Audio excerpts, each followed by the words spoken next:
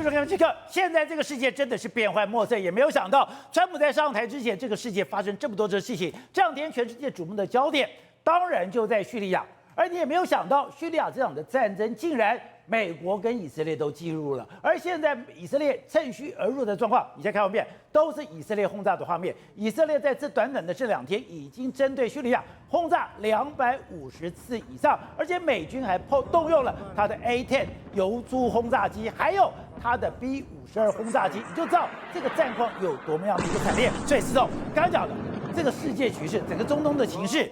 没有想到会出现这么大的改写，而且我们就说国际局势是互相牵动的。现在川普最新在 True Media 它里面的这个发言是什么？你看阿塞德走了，他已经逃离了他的国家，他的保护者俄罗斯以这个普丁为首，不再有兴趣保护他了，所以他就直接点，他讲的非常明确，他这样子羞辱普丁，他就是因为阿萨德只有一个保护者，对，这个保护者就是俄罗斯，他是以普丁为首，但是没有兴趣保护他了。那为什么没有兴趣保护他？他说了，俄罗斯已经没有兴趣出现那边，因为乌克兰他们对叙利亚已经失去了所有兴趣，因为在乌克兰有60万俄罗斯士兵受伤或者是死亡，这场战争不应该开始，而且可能会永远继续下去。俄罗斯和伊朗目前都属于衰弱的状态，他就讲你两个人一定衰啊啦。好，你两个一直衰，我就跟他说有意思哦。第一个呢，因为乌克兰和糟糕的这个经济，这个两个关系让俄罗斯拖下去。另外一个就是以色列还有其战争成功嘛，所以宝姐，以色列还有其战争，我就跟你讲，今年不是有很有意思的，纳坦雅胡不是去见了这个川普之后呢，回去开始狂轰滥炸嘛。所以我跟你讲，这搞不好就是川普授意给他，你就炸吧，你就把哈马斯消灭，把这个所谓的这个真主党消灭之后，你看这就是骨牌效应啊。前线不行的时候，伊朗跟俄罗斯就要调兵到，尤其是伊朗要调兵去支援前线的时候，就空虚了嘛，叙利亚就空虚了嘛。那我全面都歼灭完毕之后，你当然就整个势力就衰弱下去了嘛。所以我跟你讲，这是铺排好的嘛。那你这样讲太可怕了。刚才讲，当川普跟这个纳坦雅胡见面，这个通过电话以后，纳坦雅胡根本不在乎国际制裁，我开始狂轰滥炸，而且我不但是增加我的这个攻击范围，然后呢？他跟尹锡悦通过电话，对，尹锡悦就开始搞戒严了。是，他戒严了以后，他真的准备打仗。是他的参谋总长没有听命令，不然现在就打了。对，所以金小胖就乖了。所以我跟你说，所以川普是要打仗的。川普还没上台，他就已经开始在搞这些东西了嘛。就是我允许你做某些军事行动，目的是不要再战争。所以呢，他还特别赞赏了以色列嘛，还有其战争。那为什么要赞赏以色列？就是以色列打进去了嘛。我讲现在，宝姐，现在在整个叙利亚战场上面杀的最凶的其实是以色列。以色列目前为止，因为你这个阿塞德倒台之后，他还没倒来，他就已经在狂轰滥炸，所以这个南边这些叛军，大家已经被他消灭了非常多嘛。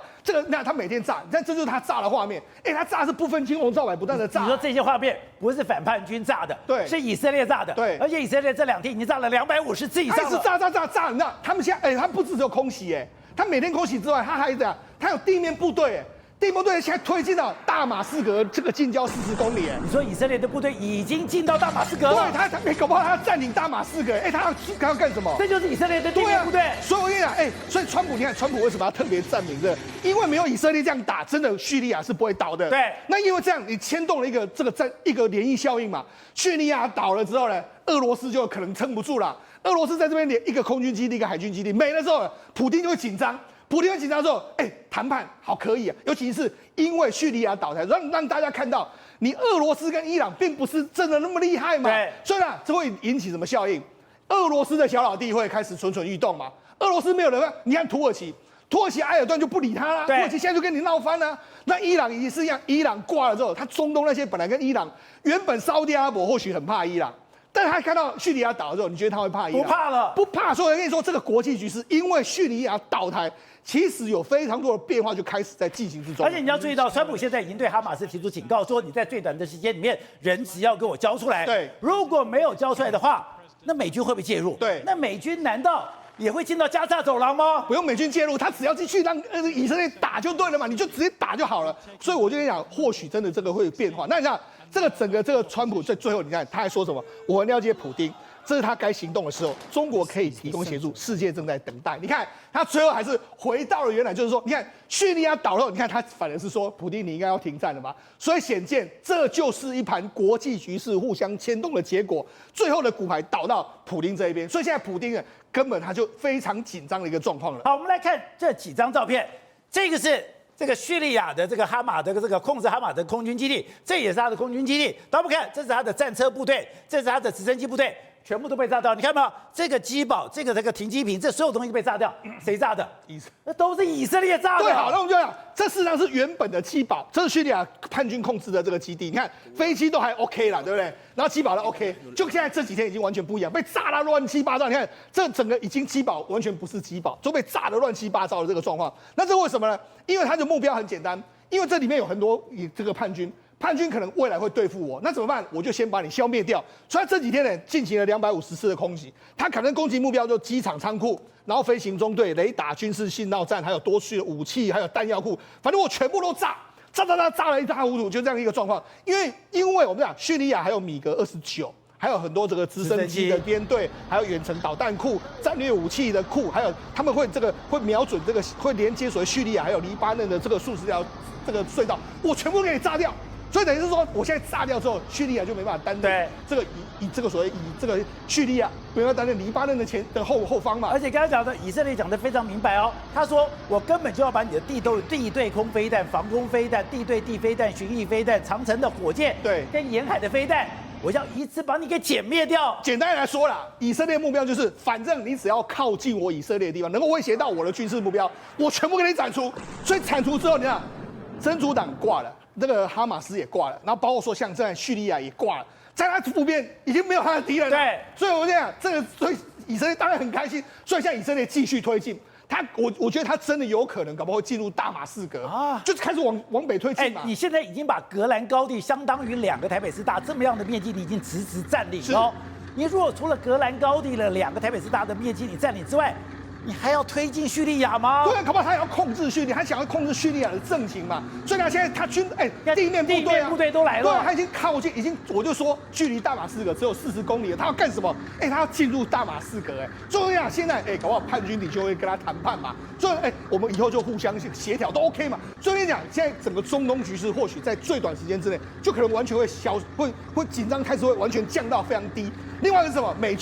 美军这时候也开始轰，他的中央司令部自己出来讲话，他说是获得拜登的核可。然后拜登之后，他就说B-52轰炸机、F-15的战斗机，还有 A-10的攻击机。A-10攻击机是攻击地面上可能有人员的，他开始攻击。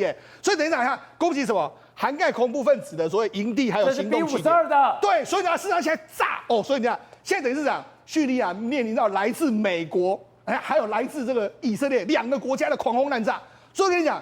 现在叙利亚境内可能未来的很多那种军事设施完全会被他们炸光，所以就是说他们的目标是什么？这一天，对，我把你全部炸光。所以简单的一件事啊，就是叙利亚未来即使反叛军接收了政权之后，他大概也没有办法攻击以色列，因为他所有的弹药库、什么这个远程的飞弹、机堡什么都被炸光光。所以我跟你讲，只要确保呢中东未来的和平呢，或者中东战事呢能够降到最低。而且我跟你讲。现在出现一个非常诡异的状况是，现在阿萨德逃到哪里？阿萨德逃到莫斯科。是，可是现在叙利亚驻莫斯科的大使馆，他做了什么事？他居然把反叛军的这些新的国旗，也就是叙利亚的新国旗，给升起来了。对，也就是阿萨德本来在叙利亚就已经不得民心了，大家都非常厌恶他。你自己等于说是有非常庞大的财富，可你的人民都在水深火热之中。我们讲。叙利亚在你这个13年的这个战争里面，已经变成了一片废墟是到处都有炮弹哦。可是你有名车，你有这个豪宅，你所有的享受是建立在叙利亚人民的痛苦之上的。对，没错。我们事实上这个最新的消息当然是，你看，这是最新的画面是你看，在叙利亚的这个阿塞德，他们抵达莫斯科的时候，你看他们的神情是相当落寞的。但是他们抵达莫斯科的这个同时，因为俄罗斯已经同意要保护他们嘛，好，但是第一个时间点里面来说的话。叙利亚驻俄罗斯的这个大使馆马上就升起了新的国旗。那为什么升起新的国旗？简单嘛，你看这是新的国旗，这是旧的国旗，是不太一样的。那为什么升起来？现在已经不叫反叛军，现在他们是政府军了。因为什么？反叛军的领袖已经跟这个新的总理已经要权力交接，所以已经 OK， 他们现在已经权力开始交接，所以现在已经新政府已经成立，这是这个未来叙利亚新政府的国旗就是这个样子。好，那因为现在为止来说，人家开始去翻这个阿塞德的旧账嘛，他现在他有豪车，生活又过得非常好，可是你可以看到，在他主政任内，你看叙利亚整个国境我们不要讲阿勒颇了，阿勒颇原本是一个世界文化遗址，现在被炸到已经完全不成样子了。它不止阿勒颇，城市里面来说，到处都是坑坑巴巴、弹药孔一大堆。然后现在呢，他们进去解放很多这个监狱嘛，他可能他们原本以为监狱是关政治犯的哦，就宝姐，他不是关政治犯了，他发现了什么？很多儿童和妇女被关在这个监牢里面。他说你知道干什么？很简单，因为什么？因为他们要把它当成人肉盾牌啊，所以他到处你看都是小孩子。儿童一大堆，还有这个老人一大堆，儿童关在笼子里面，对，那就知道这个是非常残忍嘛。所以现在等于是阿塞德的真面目被踢翻之后，他当然更不得民心嘛。反正他已经也离开，所以你知道，现在整个中东局势真的是已经目前为止至少是美国跟以色列所期待的这个方向。而且你想说，现在叙利亚已经回不去了。第一个是你现在所有的设备，你的所有的军事设施，我已经把你全部炸掉了，你根本回来无军兵器可用。对，更重要的是。现在所有叙利亚的这个所谓的政府军，对，都觉得自己被背叛了。对，当然了，因为为什么？因为他们都觉得说，你阿塞德应该是跟我们一样过了这个这样日子，结果没想到你吃香喝辣。好，那我就讲嘛，像这一次对俄罗斯是重伤。我们讲对俄罗斯有2个地方，一个是塔尔图斯的这个海军基地的这个地方，另外是赫梅米姆的这个空军基地，2个地方。那空军基地，宝姐，这2个空军基地，你不要以为俄罗斯这是在他们中东最重要的2个军事基地，它放什么飞机在这个地方？你看，我们讲这个所谓赫梅米姆空军基地，它有苏35、苏34大批的战斗机、轰炸机，还有运输机。它为什么要这样做呢？第一个，我保护中东这个局势，我当然随时可以介入中东局势；再来，我也可以对欧洲造成一个威胁。然后里面还有萨姆400的这个防空系统，还有电子设施，还有这个克拉苏的这个电子作战系统。但是现在呢，保检站现在开始在运走了，开始撤退了。大批的这个开始，他们准备要浪杠，准备要撤走了，要跑了，好，跑到什么地方？他们要从这个空军基地呢，把他们产品呢运到这个海军基地，然后从海军基地用船把它运走。那海军基地原本的这个，包括说像这个所谓这个柴油的这个核潜艇啊，什么全部都走了。所以呢，事实上现在俄罗斯呢，他已经真的要放弃这个地方，他待不下去。为什么？宝姐，他如果不撤退的话，过几天美国或以色列会炸他了，炸这个地方。所以我就跟你讲，现在整个叙利亚局势发生变化之后，没想到反而是俄罗斯中弹，中国可能也中弹的一个情形。好，所以我刚才讲的事事如意盘棋，然后彼此的牵动，没有想到现在如果这样看出来，现在南北韩的这样的情势，尹锡悦发动了这个戒严，包括当时纳塔雅胡这个狂轰滥炸，甚至当时直接进到叙利亚去进行牵制，搞了半天，这背后都是这个美国的阴谋，而且在美国的阴谋之外，有一个重要的棋子是你都没有想到，现在以色列已经长驱直入，如入无人之境。刚刚讲2天的时间，针对这个所谓的叙利亚，不管是政府军或者反叛军，只要我认为你未来对我有威胁，我就全部的狂轰滥炸。这一次的这个叙利亚的这个所谓的这个反政府军的行动会成功有几个重要的要件啊。那最重要的主角是土耳其总统埃尔段他是真正的主导者，就是他支持了一支很重要的部队，因为他们这些总共有5支部队，有美国人支持1支，然后以色列人支持，土耳其支持1支，然后库德族1支，另外一个以前是基地组织的一支部队 ，ISIS 的，ISIS，他现在变成叫做解放，就是叙利亚解放军，这些部队非常强。所以在这个开始这行动之前他得到埃尔段的同意，埃尔段提供所有的军火给他那支部队，然后呢各自有老板供应军火，对不对？然后更厉害是什么？你要知道，第2点，叙利亚的主要的兵力除了地面部队以外，他的空军非常强，因为阿塞德的爸爸以前是战斗机的飞行员。所以他本身就非常重视这个战斗机，他就是这些就是空军的战斗机，空军的情报收集系统，所以他的空军的那些整个堡垒做得非常的好。但在这一次，为什么空军没有发挥？为什么？因为第一个很简单，所有地面部队的空中的掩护全部是由美军跟以色列负责，美军直接干了嘛。所以这12天的变天，不是只有反叛军。是美国跟以色列的掩护。现在大家不用反叛军了，现在反政府军了。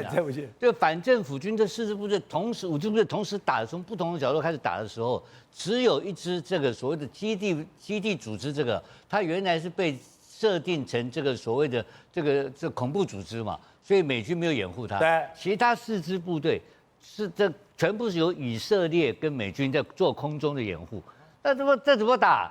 完全空中掩护。所以你刚刚提到说，以色列总共出了250次的这种轰炸。对。那问题是，那这个最后叙利亚的飞机去哪里了？对啊，叙利亚飞机呢？飞了，它不是空军最强吗？也飞出去了，不知道去哪里了。你知道吗？绕跑了，绕跑了嘛，绕跑了，所以他空军绕跑，所以空军一绕跑，地面部队怎么打？对，没得打了，就没得打，就完全弃守，一路弃守，通通就溃散掉了嘛。溃散掉开始就投降，所以很快。所以美军是一开始就介入的，一开始就介入，是美军提供了所有的空中掩护嘛，然后做了地面的攻击嘛。所以你看，他地面轰炸那么惨烈，他这个反抗这些所谓反抗军或反政府军哪有这个力量？你的反空飞弹呢？你所有的物资呢？全部干掉。所以在地面上，所以他的地面的防空武力全部把你干掉。对，所以这就是典型的美军的空优发挥的优势，主要就是美军直接干。他也没跟你客气。对。那你到现在为止也没人算这个账。没人算账。但是大马士革拿下来之后，他请现任的总理来梳理国政，对，所有的军队退出，所有军队现在说我们现在通通不介入，然后整个治安呢，完全的行政系统由旧的这个叙利亚政府的系统，公务员继续管理，对，然后全部不准扰民，不准，还有一个不准开枪庆祝，这个很重要，因为这些家伙发疯了，会开枪，会高兴，会吓死人的，所以通通开始全部，所以你看到很安静。对，然后最重要的是什么？美国宣布他们不介入、不参与叙利亚政府的工作，所以就没有人参与了。看起来就有他们自己将来会有循着这所谓的民选的方式，可能土耳其会介入，因为这个地方很复杂。它里面有所谓的不同的宗教的系统在里面。对，但问题是，那以色列干嘛地面部队要进去呢？而且以色列地面进去以后，离大马士革只有40公里了。没有，这些部队原来都在的，在他原来就是他早就打进去了，早就在当地的叛军嘛，就一天到晚，所以这个阿塞德从来没有稳定过嘛，他一直被不同的叛军在骚扰嘛。那这一次为什么骚扰变成了作战成功的理由？就是川普讲那句话有道理嘛，因为俄罗斯跟伊朗没有力量，他有3个力量支持他，一个俄罗斯，一个是伊朗，一个是真主党嘛。那伊朗跟真主党都废掉了嘛？对。那俄罗斯已经把他原来在叙利亚的部队大部分已经调回俄乌战场所以已经没有战力，中空了，已经没有战力了，已经没有战力了，只剩下一些基本的一些兵力了。就维持的兵力，所以这个一下子10几天时间就把它拿下来了。对，可是这个计划已经做了很久了，做了非常久的计划。那当然，这个发动者我刚刚讲了，这不是以色列，是土耳其。对，土耳其利用这个机会变成称霸了嘛，把它这个整个地区拿下来，被土耳其变霸主。当然，以后的这个地方这个政府的运作里面，我认为土耳其会高度的介入，因为土耳其本身是伊斯兰教。他们知道这个不同教派之间的关系，他要怎么处理？那这个东西来讲的话，以色列或是美国，并没有能力处理这事。而且大家注意到说，现在俄罗斯刚刚讲的是越来越衰弱了，越来越衰弱了。刚刚讲很多的小弟就跑掉，亚美尼亚之前跟亚塞拜然在对打的时候，亚美尼亚是靠过俄罗斯的保护才撑过去的，结果没有想到亚美尼亚讲说，不行哦。我现在跟你俄罗斯的集体安全条约已经不可挽回的决裂了。这个已经不是，这是第一枪嘛，还有其他很多所谓的这些原来的这种东欧的原来的国家或者中亚的国家都开始的嘛。所以那这个问题就是今天川普为什么要敢写脸书嘛？他的问题很简单，他已经很清楚的告诉你说，如果你不停止战争的话，将来会有更大、更可怕的事情发生嘛？对，它会变成更大、更糟糕的事情。他说，他认为普丁会开始了行动，什么行动？就是跟他谈判嘛。俄乌了，俄乌撑不下去了。开始，然后最重要，他讲个概念，什么东西？他说中国可以提供协助，意思是什么意思？就是你如果中国还在帮他打仗的话，我就把你扣上帽子了吧？就是现在普丁不谈判的原因是什么？是因为你中国的习近平支持他嘛？对，所以他把这2个连在一堆了。警告习近平，警告习近平跟普丁啊。那在这个情况之下，他后面还有哪些怪招？那一定是凭实力的嘛。那这当然在这种情况之下，大势已去了。如果能够跟这个如果能够今天能够借这个机会，能够跟普丁谈出个好条件的话，这个对美国非常好的事情啊。所以在这个阶段里面，等于说他这个东方轴心集团到目前可以宣告已经整个变成解体了。就是说，如何一个良好的一个收场，让损失最小。因为川普是一个喜欢做交易的人，他喜欢谈判的人，他不希望在这边大动干戈嘛。你看在这种情况之下，他就这边很轻松的就捡现成。那我觉得普丁在最近几天，你看到没有，非常安静，非常安静，跟七小炮一样都很安静。我认为他们有非常密集的谈判在进行中。那这个谈判的重心在哪里？也就是普丁要保留他所有现有所有一切的权利。好，瑞德，刚才讲的，在这个巴黎圣母院里面重建的典礼里面，居然看到了川普，居然看到了马克宏，看到了泽连斯基，三个人同窗。而且刚刚在吴董这边他们提醒我们说，他穿的是一个深蓝色的西装，戴了一个金黄色的，这个就代表那是乌克兰的国旗的那个样子。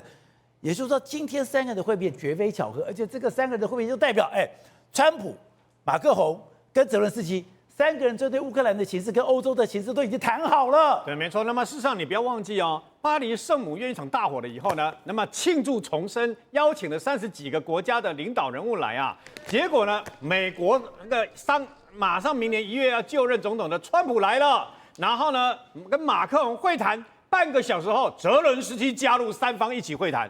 那当然不是偶然嘛，这个已经是事先一定完全都已经安排好了嘛。而且我告诉各位，如果这个见面只是大家寒暄，那就不必见面了。所以这个见面呢，应该就跟刚刚董事长所讲的，普丁最近安静很多很安静，很安静上个礼拜这个等于说这个南韩总统啊，那么尹锡悦戒严，普丁好像没有特别出来发表很多意见，也没有声音，他也不见，金小胖不见了，普丁也不见了，你知道吗？我相信。但他们见面的时候，应该已经谈好，明年1月川普上任了以后呢，川普跟这个等于说普丁还有泽连斯基三方会谈结束这场战争的条件哦。为什么呢？因为很简单，因为呢，其实大家目前都知道，因为有一个实质上面的要求。你记不记得川普不是要讲说台湾要付出相关的这个等于说我们的保护费嘛？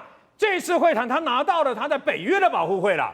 华国赞成，你知道吗？他愿意增加军队支出。马克宏本来跟他是不来电的，这一次马克宏点头啊，然后呢，马克宏 OK 了，所以北约的部分呢，他们会支出相关的金额，相信也会让这个川普满意，他不会再这样赖账了嘛。所以川普出来了以后，你看他对马克宏没有说这个等于说再对他出言不逊，没有嘛。那在乌克兰的这个部分是什么呢？最可能的这么用力，最可能的你看那个手，你看那手有没有握的那么用力呀？为什么？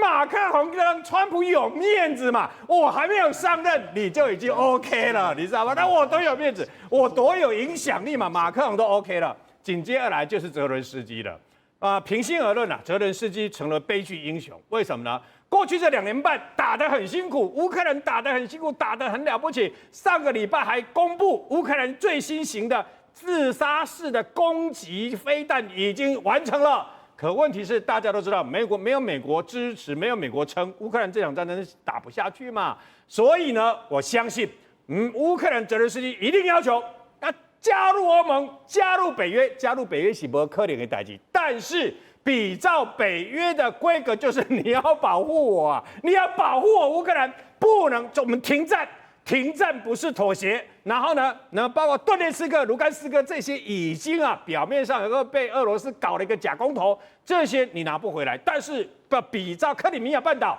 我不承认那些领土那些土地是俄罗斯的还是我们他们还是我乌克兰，但是我暂时没有办法拿回来。还有。普丁一定还会跟川普呢加一个条件，什么条件呢？要求乌克兰从俄罗斯的领土呢，库斯克这些地方撤军，三方坐下来谈，然后谈好了以后，你要知道为什么泽伦斯基他不退不行，他已经想办法跟那个川普联络好几次了。各位你要知道，美国源源不断的这个军援的钱里面，包括了给目前乌克兰军队里面的薪水。如果川普把它断了，我问你，乌克兰政府他的军队将何以为继呀？好，吴董，你是第一个点出来说，那时候川普到了这个巴黎圣母院的这个典礼之后，他穿的是深蓝色的西装，戴着打了一个金黄色的领带，这跟他过去的穿着是并不一样的。这个代表什么？他已经力挺乌克兰了。嘴巴之前讲说，我之前讲着我没有乌克兰该牺牲是牺牲哦，你的重点应该在和平而不是战争哦。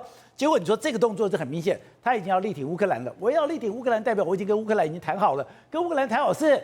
乌克兰的东西他已经要到了，当然是啊，他很明确的嘛，因为他第一个他是参议院已经有议员提出来这种租借法案嘛，换言之讲，他现在不是说我去援助你，现在是我借钱给你，放高利贷或挤酒里让你去打，对不对？太理性给他，他太理性了。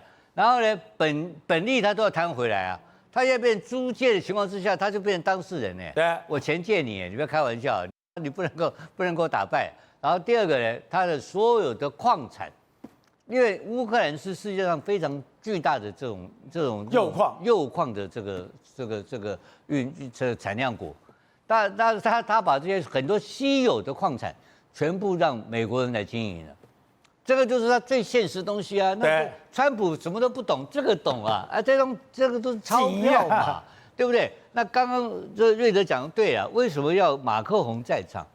马克宏在场有一个非常重要的意义，川普坚持一件事情，北约经费谁负责嘛？马克宏会去兜北约的钱出来嘛？欧洲自己付北约的钱，你不然我不敢讲偷付，但是一定是他美国的这个份额会逐年下降嘛，美国的担任的军费会下降嘛？对，你想想看，他能够收到利息，他能够赚到这个产业回来。对不对？然后他又能够节省军费，他光是他所谓的援外经费，真是他那个是上千亿美金呢。对，他在乌克兰搞了1000亿美金下去了，他这个1000亿美金拿回美国可以做多少事情啊？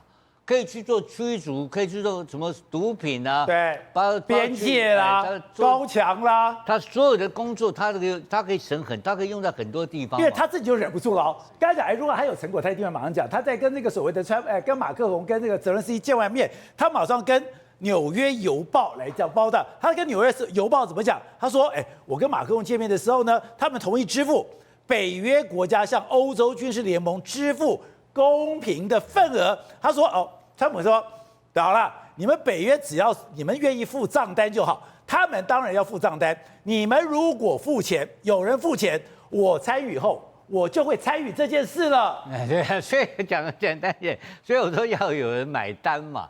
川普的胃口啊非常简单，他很简单，因为他国家是一个亏损的国家嘛，他国家当然有通货膨胀的问题，有一大堆财政的困难嘛。那现在的北约不要付，乌克兰战场不要付钱，北约的日常性的保持军力的费用有人帮他买单，对，他出兵有什么关系啊？而且还有更大，你知道吗？所有的欧洲国家，每一个国家的国防预算通通提高。那提高要干什么？买武器。买武器跟谁买？跟美国买。跟美国买嘛。所以马克宏为什么最高兴？因为马克宏他的法国是自主，也可以卖武器，自主的武器攻击系统。如果有开始大家提供买武器的话，法国会变成一个很强大的一个国家，对，主要的武器供应国。韩国也是主要武器供应国啊。那德国就输了一大段，可是德国有钱，德国就要出钱嘛。所以德国的问题也是个非常严重的问题啊。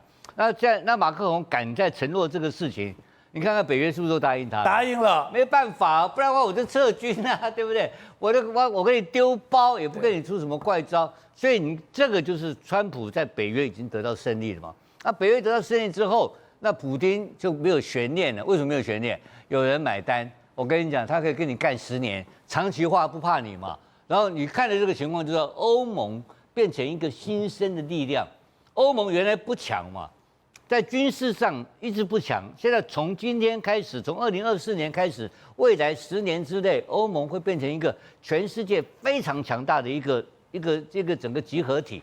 那这个集合体有大小国家的联盟，它的军火、它的产能、它的各种生产能力都会变成世界第一哦。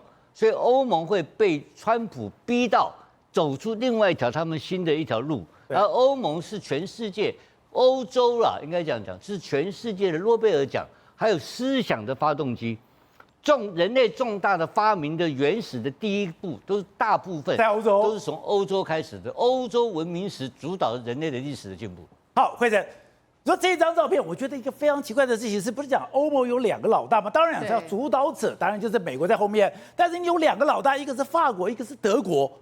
啊，为什么在这一张照片里面，马克宏一个人出来就算了，而且在接受《纽约时报》《纽约邮报》才讲说，马克宏都已经承诺，马克宏都承诺你就可以了。那德国嘞？德国的角色嘞？是啊，宝杰哥最主要一件事情，什么事？就是我钱他刚大声啊，现在马克宏一刚大声，那德国为什么你会觉得他不见了？德国嘞？因为德国啊，它其实就主要受到因为天然气过往跟俄罗斯买很多，然后他现在因为不能跟俄罗斯买，因为俄乌大战被抵制的相关关系，他跑去跟其他国家买，这个天然气实在太贵，所以导致他在整个经济上其实陷入一个问题，能源靠俄罗斯，市场靠中国，导致德国的经济在过去这2、3年真的是不太好。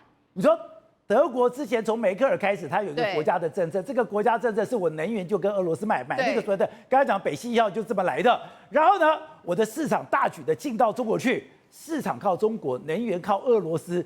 结果我就惨了，是真的是惨了。我跟你讲，你看一下他们现在整个相关的占比，以前是这样，59%都靠俄罗斯，俄罗斯便宜呀、就他为了要符合大家的相关的禁令，你现在变右边，右边是什么？他跟哪里买？他竟然跟挪威买了43.4%，他跟荷兰买了25.4%。我问你，跟这2个国家买，会比跟俄罗斯买便宜吗？不会，应该是不可能嘛。所以这导致这个在能源上，他们因为要转型，其实付出了很多的经济的代价。因为德国过去它其实也是一个有核能的国家，然后呢，梅克尔讲说，我就是要这个干净的能源，我要绿能，所以我就不要核能，我不要核能以后，我也不用担心，因为我有更便宜的天然气。可他怎么会算到会有俄乌战争？他怎么知道说我以后不能买俄罗斯的天然气了？所以他的能源掐在俄罗斯的手上，结果他的市场的制造的生命力又掐在中国的手上。本来那个梅克尔啊，他最近出了一个自传叫《自由》，就后来引起很多的抨击啊，自由个鬼啦！你那个德国从此之后再也不自由，因为2个最重要的。以前梅克尔在整个欧洲是如日中天，对，整个欧洲来讲，他几乎说了算。大家都这么喜欢他，对。可是经过了几年下来，他的整个声望，他整个评价居然腰斩再腰斩。是，然后最主要原因就是因为从他离开之后，然后开始再加上肖兹起来，肖兹感觉又有一点骑墙派，一会那样一会那样，所以在整个欧洲你会发现德国他的话语权就产生一个越来越小。还有一个更大麻烦是什么？你知道吗？本来那时候啊，大家在开始在抵制中国的时候，欧洲很多国家都说没有，那个中国的很多要吃我们的一些欧洲的企业啊，我们都要一起抵制，不可以让。结果没有想到，在那个时间，大概2020年嘛，梅克尔还做了一件事，什么事呢？他竟然还持续的把欧洲全面投资协定给签下去，然后呢，他竟然还让他们自己一大堆中国的企业差一点去买到了他们那个德国的一个电力发业的公司。对，所以后来人就心里想说，你门户大开你完全对这2个主要竞争国没有任何设防还有一个很重要，我们都知道德国汽车是德国人的骄傲，结果你知道过去这几10年啊，他们呢这个包括宾士啊，包括福斯啊，都大举在中国那边投资，导致现在变成什么？你知道，一直到今天，福斯的中国的一个市场还贡献福斯40%的营收，然后宾士到目前为止，宾士中国的市场还贡献了宾士30%的营收，所以他们离不开了，离不开啊！不仅离不开，我跟你讲，出现一个超夸张的事情，这个宾士他们的 CEO 竟然在他们欧洲的相关会议，我们都知道这个电动车嘛，不是那个比亚迪一大堆的，然后就要就倾销到你那个全世界各国嘛。那全世界包括美国很多国家都说我们要50%、100%关税啊。在他们相关的会议里面，没有想到那个宾士他们自己的 CEO 竟然是说我们反对，你搞清楚你是德国品牌，你是德国企业，你怎么反对对中国的电动车这个到欧洲销售？又不敢得罪中国啊。因为宾士最大的你看它的前2大主要的股东就是中国啊。它的宾士的第1大股东是北京的汽车，第2大的股东是那个吉利控股它的股东是中国的，两个加起来超过20%，比其他队还要多。所以他们现在居然讲了一个什么话，你知道吗？德国这个宾士汽车外表上看起来还是德国的企业，骨子里面已经都变成了中国的企业。所以他们现在都讲到说，这就是为什么现在德国人或者德国在整个国际的一个外交舞台上越来越举足不重要的原因。